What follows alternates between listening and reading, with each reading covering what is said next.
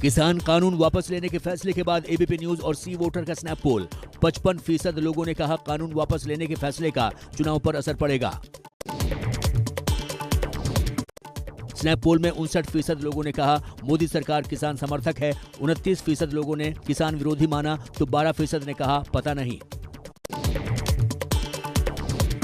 सर्वे में शामिल 52% लोगों ने कहा कानून वापस लेकर पीएम मोदी ने सही किया, 31% लोगों ने फैसले को गलत बताया। स्नैप पोल में शामिल 36% लोगों ने कहा किसान कानून वापस लेने से विदेशी निवेश पर असर पड़ेगा, 35% ने कहा नहीं पड़ेगा, 29% बोले पता नहीं।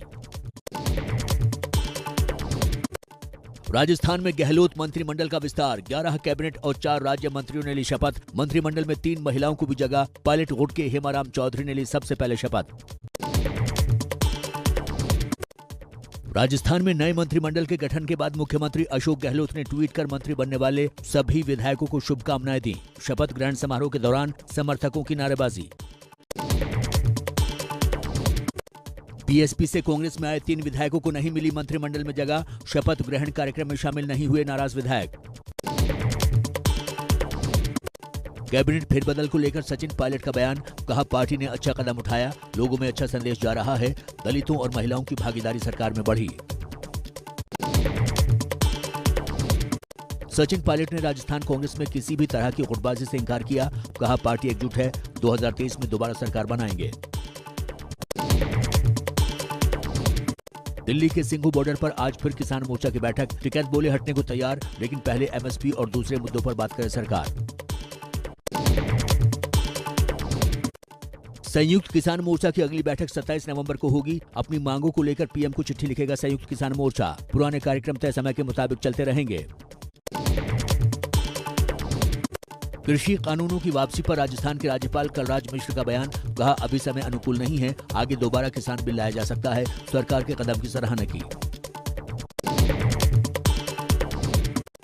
बीजेपी नेताओं के चुनाव बाद कृषि कानून वापस लेने के बयान पर कांग्रेस महासचिव प्रियंका गांधी का निशाना। प्रियंका ने कहा बीजेपी ने भूमि अधिग्रहण कानून के मामले में भी यही छल किया था। कलराज मिश्र के बयान पर योगेंद्र यादव का पलटवार, कहा वो खुद को प्रधानमंत्री से भी ऊपर समझ रहे हैं, पीएम को इस पर अपना बयान देना चाहिए। कांग्रेस के वरिष्ठ नेता दिग्विजय सिंह का बीजेपी से सवाल, किसान आंदोलन के दौरान 700 किसानों की जान गई, उसकी जिम्मेदारी कौन लेगा? एमएसपी पर कानून कब बनेगा? सरकार जवाब दे। कृषि कानून की वापसी को लेकर एसपी नेता का बीजेपी पर तंज, पीएम कुछ कह रहे हैं, राजस्थान के राज्यपाल कुछ और कह रहे हैं, आखिर बीजेपी की मंशा क्या है?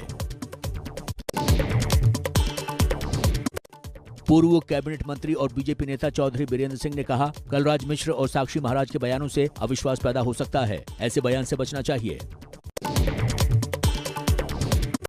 कृषि कानून वापसी को लेकर बोले शाहनवाज हुसैन, कहा पीएम मोदी ने कानून वापस लेकर दिखाया बड़ा दिल, इसी का मतलब है लोकतंत्र।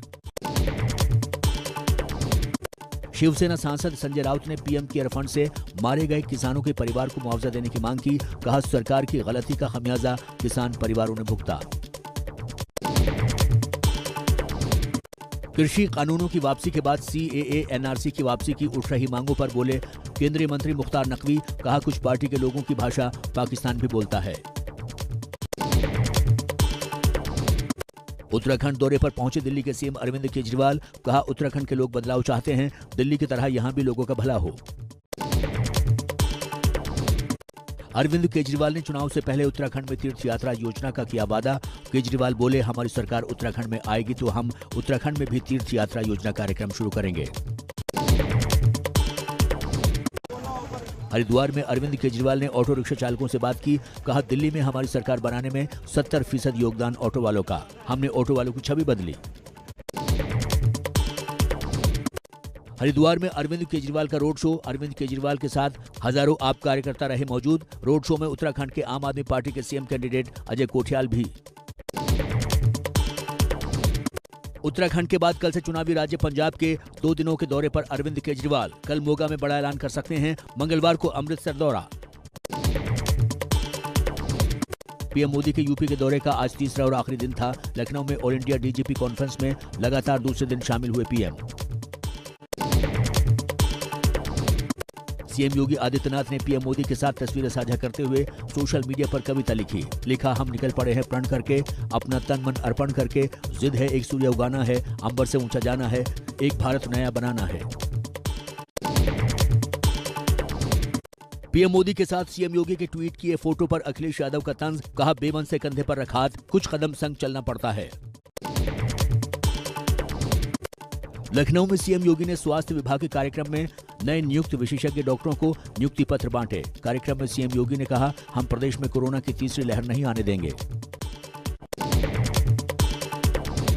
लखनऊ में कल शाम बीजेपी की अहम बैठक, पीएम मोदी के आगे के कार्यक्रम को लेकर होगी चर्चा। बीजेपी अध्यक्ष जेपी नड्डा कोर ग्रुप के साथ करेंगे मंथन।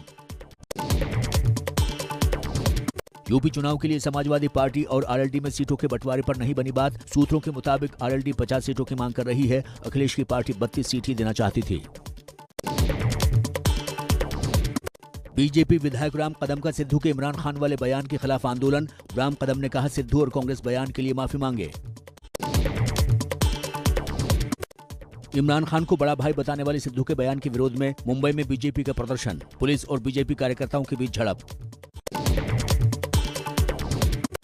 सिद्धू के इमरान खान को बड़ा भाई जैसा बताने वाले बयान से कांग्रेस का किनारा। कांग्रेस प्रवक्ता अभिषेक मनु सिंघवी ने कहा, ये पार्टी का स्टैंड नहीं है। चीन को लेकर राहुल गांधी के उठाए सवाल पर केंद्रीय मंत्री किरण रिजिजू का पलटवार। किरण रिजिजू बोले, राहुल को चीन सीमा की समझ नहीं, उनको गंभीरता से नहीं लेना चाहिए। बिहार में शराबबंदी को लेकर चिराग पासवान का नीतीश कुमार पर हमला। चिराग बोले, नीतीश ने 5 सालों में शराब तस्करों को बहुत मजबूत कर दिया। हाल ही में जहरीली शराब से 40 से ज्यादा लोगों की गई थी जान। ममता बनर्जी का कल दिल्ली दौरा, शाम 5 बजे दिल्ली पहुंचेंगी। पीएम और विपक्ष के नेताओं के साथ मुलाकात की संभावना। हैदरपुरा एनकाउंटर के विरोध में श्रीनगर में महबूबा मुफ्ती ने पार्टी कार्यकर्ताओं के साथ एलजी हाउस तक निकाला मार्च। बीजेपी नेता रामदास अठावले ने कांग्रेस पर साधा निशाना। दलितों को आगे बढ़ाने की नीति दिखावे की है, कांग्रेस दलितों का हक दिलाने में नाकाम। रक्षा मंत्री राजनाथ सिंह ने उद्धव ठाकरे की पत्नी रश्मि ठाकरे को फोन कर उद्धव ठाकरे का हालचाल पूछा। फिलहाल डॉक्टरों के मुताबिक उद्धव ठाकरे किसी से मिल नहीं सकते। यूपी के पीलीभीत में सांसद वरुण गांधी ने गैंगरेप और मर्डर केस में पीड़ित परिवार से की मुलाकात। गांव वालों ने पुलिस पर लगाया परेशान करने का आरोप।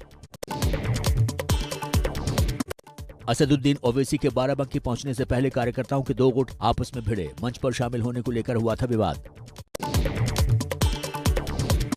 मध्य प्रदेश के भोपाल और इंदौर में पुलिस कमिश्नरेट सिस्टम लागू। सीएम शिवराज सिंह चौहान बोले, बढ़ती जनसंख्या की वजह से कानून व्यवस्था की कुछ समस्या पैदा हुई है, अब अपराध पर हो सकेगा बेहतर नियंत्रण।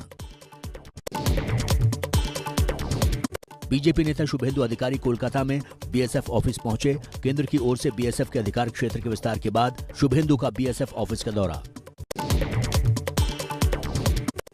भारतीय जनता पार्टी ने की राष्ट्रीय स्तर पर नियुक्तियां। शहजाद पूनावाला और ऋतुराज सिन्हा को बनाया गया पार्टी का राष्ट्रीय प्रवक्ता। बीजेपी सांसद आर.के. सिन्हा के बेटे हैं ऋतुराज सिन्हा। बिहार के वैशाली जिले में पंचायत चुनाव में नामांकन के दौरान दिखा अनूठा नजारा। मुखिया पद के नामांकन के लिए हाथी और ऊंट के शाही काफिले के साथ पहुंचा उम्मीदवार। दिल्ली में प्रदूषण में मामूली सुधार, लेकिन प्रदूषण का स्तर अब भी बहुत खराब की कैटेगरी में बना हुआ है। सुबह दिल्ली के अक्षरधाम पर प्रदूषण का स्तर 347 रहा। दिल्ली के प्रदूषण को लेकर दिल्ली के पर्यावरण मंत्री गोपाल राय ने कल उच्च स्तरीय बैठक बुलाई। प्रदूषण की रोकथाम को लेकर होगी चर्चा। दिल्ली में प्रदूषण पर काबू पाने के लिए बड़ा फैसला। मेट्रो और बसों में खड़े होकर सफर करने को डीडीएमए ने शर्तों के साथ दी मंजूरी। सड़कों पर ट्रैफिक घटाने का मकसद। नौसेना के जंगी बेड़े में शामिल हुआ आईएनएस विशाखापट्टनम। ब्रह्मोस मिसाइल से लैस है स्वदेशी आईएनएस विशाखापट्टनम। मुंबई में नौसेना में शामिल किया गया। आईएनएस को नौसेना में शामिल किए जाने पर राजनाथ सिंह बोले, दुनिया बढ़ा रही है अपनी सैन्य ताकत। इंडो पैसिफिक को सुरक्षित और स्वतंत्र रखना हमारी जिम्मेदारी। कुछ देशों का रवैया गैर जिम्मेदाराना। कोरोना की बूस्टर डोज को लेकर आईसीएमआर का रिसर्च। 6 महीने बाद किसी भी व्यक्ति को बूस्टर डोज की जरूरत पड़ सकती है। गुजरात में कल से 1 से 5वीं तक के स्कूल खुलेंगे। पेरेंट्स की अनुमति के बाद ही बच्चे क्लास में आ सकेंगे। स्कूल आने वाले छात्रों को कोविड प्रोटोकॉल फॉलो करना होगा। बढ़ते प्रदूषण को देखते हुए बंद किए गए दिल्ली के सभी स्कूल अगले आदेश तक बंद रहेंगे। स्कूल खुलने तक ऑनलाइन कक्षाएं जारी रहेंगी। मशहूर पंजाबी लोक गायिका गुरमीत कौर बाबा का 77 साल की उम्र में निधन। लंबे समय से बीमार थीं, कई नेशनल अवार्ड से सम्मानित थीं। सीएम चरणजीत सिंह चन्नी ने निधन पर जताया दुख। जम्मू कश्मीर के स्कीयर आरिफ खान ने बीजिंग में होने वाले 2022 के विंटर ओलंपिक के लिए क्वालिफाई किया। बारामूला में परिवार ने जताई खुशी। श्रीलंका के खिलाफ गोल में खेले जा रहे पहले टेस्ट में वेस्टइंडीज के खिलाड़ी जेरेमाई सोलोजेनो फील्डिंग करते हुए गंभीर रूप से घायल, अस्पताल में भर्ती करवाया गया। सोलोजेनो का ये पहला टेस्ट मैच है। जेरूसलम में इजरायली पुलिस की फायरिंग में एक फिलिस्तीनी युवक की मौत, 4 अन्य घायल। जेरूसलम में धार्मिक स्थल पर जाने के दौरान हुई थी झड़प।